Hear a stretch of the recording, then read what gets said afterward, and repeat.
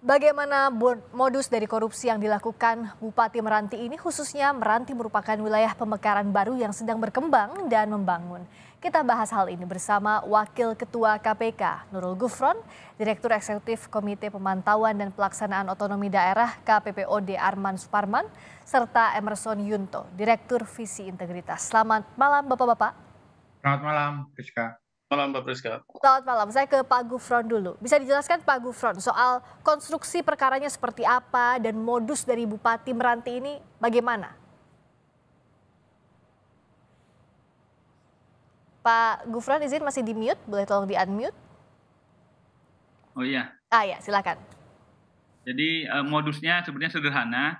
Jadi setiap bulan SKPD kan mendapatkan uang persediaan dan juga revolver untuk kemudian dapat ganti uang persediaan. Itu tiap bulan setelah dapat pelaporan pelaksanaan itu kan minta kepada Dinas Pendapatan dan Keuangan Daerah. Setiap bulannya SKPD itu setiap pencairan kemudian ada kickback-nya yang dipotong sebesar 5-10%. Itu kemudian dari SKPD dikumpulkan kepada Kabag Umum, dari Kabag Umum ada yang ke DPKAD, ada yang kemudian langsung ke Bupati melalui ADC. Itu tindak pidana korupsi yang pertama ya. Yang kedua juga ada pengadaan jasa umroh untuk marbot, untuk kemudian takmir masjid yang diberangkatkan umroh, ternyata itu kemudian dari nilai yang dianggarkan ada kemudian kickback-nya dari penyelenggara umroh kepada bupati sekitar 8, berapa miliar gitu, sekitar 8 miliar. Lantas kemudian yang ketiga, ini juga modus yang sama dengan beberapa daerah yang lain, yaitu pada pemeriksaan LHP, laporan keuangan pengelolaan keuangan oleh BPK, itu untuk mendapatkan predikat atau status wajar tanpa pengecualian atau WTP, itu pemeriksanya tim pemeriksa dalam hal ini saudara sebagaimana disebutkan tadi Fahmi Rosa tadi itu meminta sekitar 1,50 miliar. Itu jadi dalam tindak pidana di Meranti ini satu kali kami melakukan penangkapan ternyata di dalamnya meliputi ada dugaan 3 tindak pidana, yaitu pemotongan UP, uang persediaan dan ganti uang persediaan, kemudian kickback dari jasa umroh, dan yang ketiga ini malah bupati yang menyuap. Jadi bupati dalam modus kali ini menerima suap dari SKPD dan dari penyedia jasa travel umroh itu sebagai penerima. Tetapi juga bupati Menyuap kemudian juga ya? melakukan penyuapan kepada pemeriksa BPK. Publik tercengang, sekaligus mendengarnya ngeri Pak Gufron, apalagi ini kepala daerah. Saya tertarik soal yang tadi, anggarannya, potong anggaran ini terkait dengan pilkada. Akan maju di pilkada 2024, pilkada Riau, betul Pak Gufron? Ada beberapa komunikasi yang kami kumpulkan, itu diperuntukkan untuk itu ya. Tapi KPK tidak mendalami tentang peruntukannya. Yang jelas bahwa melakukan pemotongan ataupun meminta kembali dari uang yang dibayarkan dari bendahara daerah kepada SKPD, setiap pencairan itu kemudian dimintai untuk mengembalikan sebesar 5-10% dari dana yang dikucurkan dari bendahara daerah. Leluasa sekali kepala daerah melakukan 3 tindak pidana dalam satu kasus ini. Kalau Mas Arman melihatnya di mana sih celahnya kasus ini? Ya, kalau kita melihat praktik rasuah yang terjadi di daerah, ya, seperti tadi disampaikan oleh Pak Gufron gitu ya, ada beragam modus yang dibuat atau dilakukan oleh para kepala daerah atau para politisi yang ada di ruang legislatif di daerah, yang kami lihat atau kami identifikasi terjadi di 4 area. Pertama di sisi penerimaan, misalnya soal penerimaan pajak dan retribusi, Kemudian di sisi belanja itu terkait dengan pengadaan barang dan jasa, gitu ya, terkait dengan pemotong anggaran atau markup seperti yang terjadi saat ini di daerah Kepulauan Meranti, atau yang ketiga terkait dengan mutasi demosi promosi jabatan, dan yang terakhir terkait dengan pelayanan, yaitu terkait suap perizinan yang terjadi di tindak pidana korupsi yang kedua yang terjadi di di Kepulauan Meranti terkait dengan fee untuk umroh gitu ya. Dan kami melihat akar dari semua itu pada dua level, bisa di level prakondisi struktural yang selama ini kita tahu misalnya soal mahalnya kontestasi pilkada atau pemilu, atau terkait dengan kondisi kebijakan kita yang kami sebut sebagai insoliditas kebijakan, tumpang tindih kebijakan, di mana ini adalah ruang-ruang yang dimanfaatkan oleh para pemburu rente seperti yang terjadi di Kepulauan Meranti ini untuk melakukan praktik-praktik seperti ini, gitu ya. Dan yang ketiga, di area struktural ini kami melihat ada kelemahan terkait dengan sistem pengawasan internal sendiri yang terjadi baik di level pemerintah daerah maupun di level pemerintah pusat, gitu ya. Kemudian yang kedua, kami melihat ada persoalan terkait dengan tata kelola pemerintahan yang buruk, di mana kita mengalami persoalan transparansi, kemudian akuntabilitas yang lemah, atau partisipasi semu, mulai dari proses perencanaan, penganggaran, penyusunan kebijakan, pembentukan kelembagaan, dan yang terakhir terkait dengan pelayanan publik, gitu ya. Yang menurut kami ini adalah ruang-ruang yang dimanfaatkan oleh para kepala daerah yang punya niat gitu ya untuk melakukan praktik rasuah seperti ini. Dan bagi kami yang terjadi di Kepulauan Meranti ini sangat-sangat memprihatinkan, karena tadi disampaikan ini adalah daerah dengan tingkat persentase penduduk miskin yang tertinggi. Bahkan dari catatan KPPOD, daerah ini memiliki level daya saing berkelanjutan yang sedang gitu ya, dan ada persoalan yang sangat besar terkait dengan ekonomi tangguh gitu ya.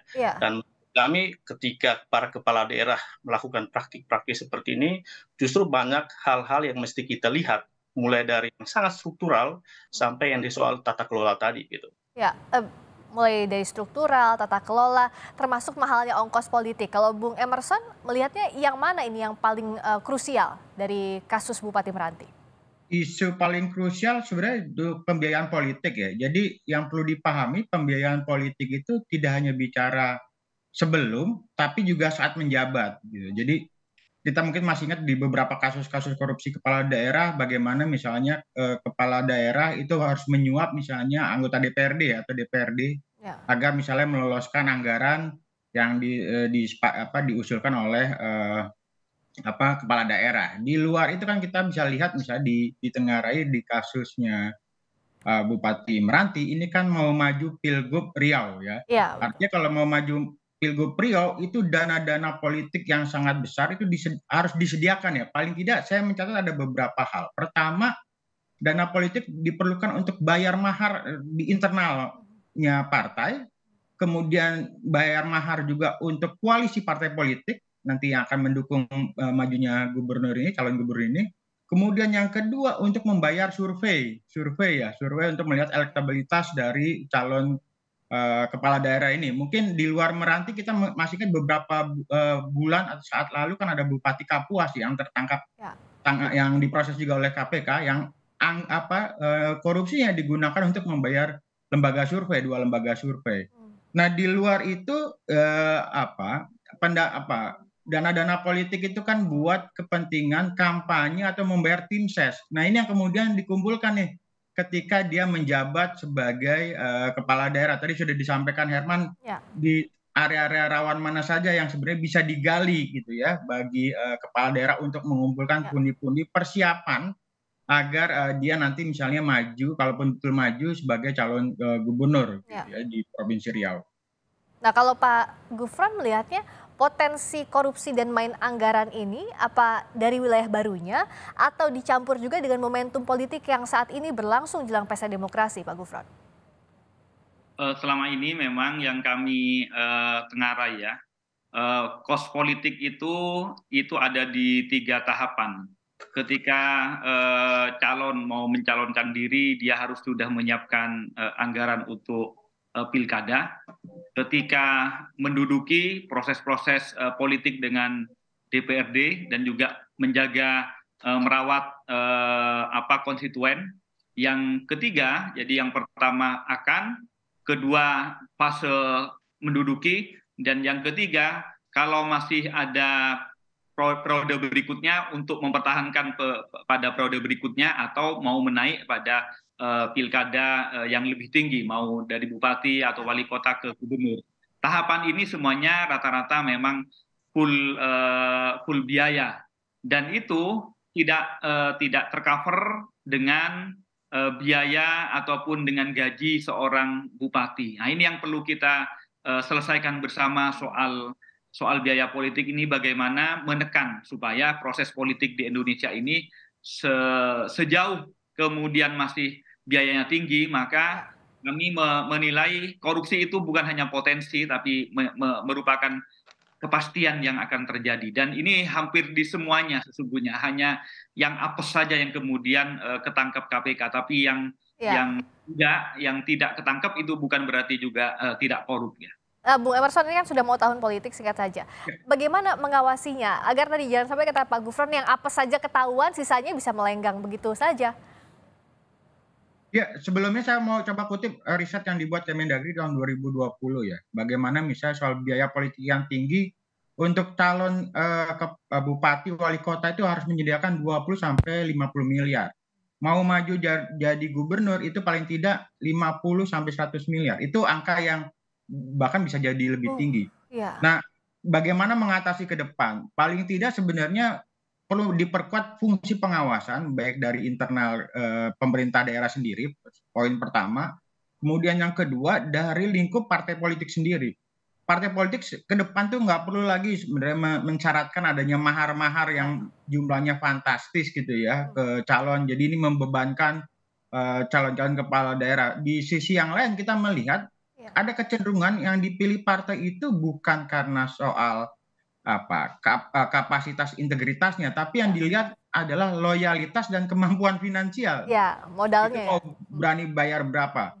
Nah, ini kalau tidak juga diperbaiki di internal partai politik, kelihatannya ke depan juga agak sulit tuh berharap bahwa tidak ada lagi kepala-kepala daerah yang nekat sebenarnya. Ini kan sebenarnya kepala daerah nekat ya, yang mau masih melakukan praktek korupsi. Rizka. Singkat-singkat saja, Mas Arman, bagaimana pengawasannya agar efektif begitu? Saya kira kita mengedepankan kolaboratif governance dalam pengawasan ya, dan karena ini adalah waktunya sangat terbatas, ini 2024 sudah di depan mata, menurut kami Kemendagri gitu ya, dia menjadi dirigen untuk orkestrasi pengawasan ini, melibatkan pengawas pemerintah dalam hal ini Ombudsman, KSN, Bawaslu, dengan organisasi masyarakat sipil gitu ya. Kasus yang terjadi di Meranti ini kan ini buah dari laporan masyarakat gitu ya. Dan menurut kami ini yang mesti kita kedepankan untuk target jangka pendek ini. Sementara untuk target jangka panjang ya pembenahan struktural tadi soal biaya kampanye, biaya pilkada gitu ya. Bahkan kita sebenarnya mendorong meritokrasi di partai politik gitu ya. Jadi yang disembah itu adalah kompetensi, bukan uang gitu. Kalau Pak Gufron, bagaimana mengencangkan ikat pinggang di tahun politik ini untuk mengawasi tiap daerah, ya kalau tiap daerah sangat banyak, tapi setidaknya untuk menutup celah ini, dan bagaimana pula kelanjutan kasus Bupati Meranti khususnya, siapa-siapa saja yang masih dilirik KPK untuk dijerat? Di KPK sesungguhnya selain melakukan penindakan menangkap yang sudah kedapatan melakukan tindak pidana korupsi, KPK juga sangat masif sejak 2016, 2018 itu menggagas bagaimana agar proses pilkada maupun pemilu secara umum itu berintegritas. Apa yang kami programkan, pertama masalah pendanaan ya. Pendanaan bagaimana agar kemudian pesta pilkada maupun pemilu ini sebaik mungkin itu ditanggung oleh negara, dan harapannya setiap kontestasi, setiap kontestan, setiap peserta itu harus minim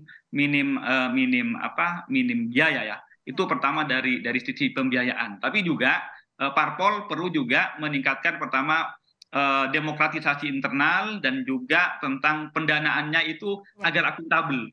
KPK mendorong pendanaannya ditambahi, tapi pengelolaannya harus akuntabel, karena kalau tidak akuntabel nanti juga tetap tidak akan menyelesaikan.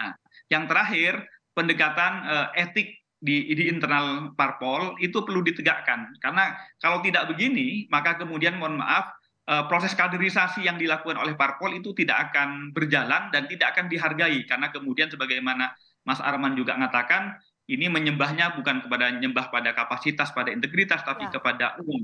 Nah, sepanjang masih begitu, maka tidak akan terjadi perbaikan. Oleh karena itu kami berharap sekali lagi ditangkapnya para kepala daerah ini menjadi pembelajaran bagi kita semua, khususnya insan politik itu, untuk kemudian memperbaiki sistem pilkada kita supaya berintegritas, sehingga tidak perlu lagi ada pilkada yang melahirkan orang-orang yang ketika duduk sudah berniat untuk mencari mengembalikan modal. Pada saat berpikir mengembalikan modal, pada saat itu pasti dia sudah berpikir untuk korup, ya. Itu yang mari kita kerjakan bersama-sama. Ya, ongkos politik mahal mau tidak mau jadi pintu masuk korupsi, dan pengawasan yang maksimal mau tidak mau juga jadi hal yang harus dikebut dalam jangka pendek ini agar tidak ada kasus-kasus serupa. Terima kasih Pak Nurul Gufron, Wakil Ketua KPK. Terima kasih Mas Arman Suparman, Direktur Eksekutif Komite Pemantauan dan Pelaksanaan Otonomi Daerah. Terima kasih juga Bung Emerson Yunto, Direktur Visi Integritas. Selamat malam Bapak-Bapak.